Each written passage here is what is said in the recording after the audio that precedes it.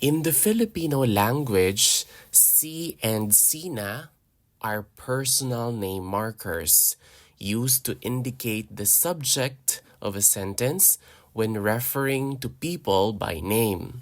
They function similarly to the English definite article the, but are specifically used for proper nouns or names of people.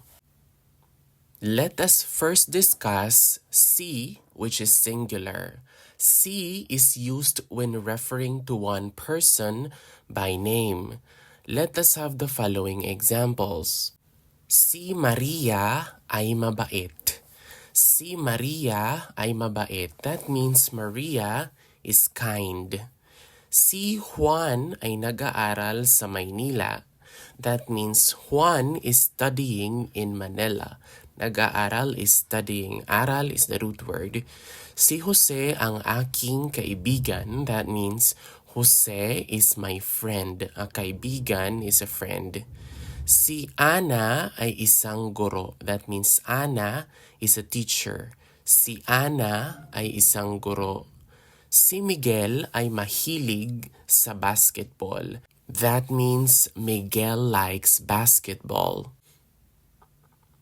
The next one is SINA, which is plural. SINA is used when referring to two or more people by name. Let us have the following example sentences. Sina Maria at Juan ay magkapatid. That means Maria and Juan are siblings. Sina Jose, Ana at Miguel ay magkaibigan. That means Jose, Ana, and Miguel are friends. Magkaibigan means friends. Sina Lola at Lolo ay naglalakad sa parke. That means Grandma and Grandpa are walking in the park. Sina Lola at Lolo ay naglalakad sa parke. Sina Mark at Kevin ay mahilig sa musika. That means Mark and Kevin love music.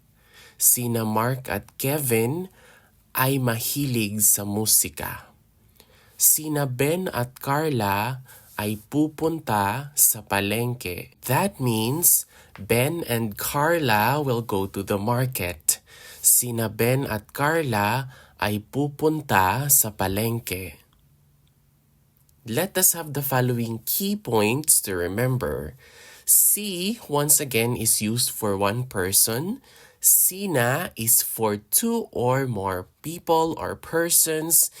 And they always appear before the name. So si and sina are used before the names. And they help clarify the subject when using proper nouns.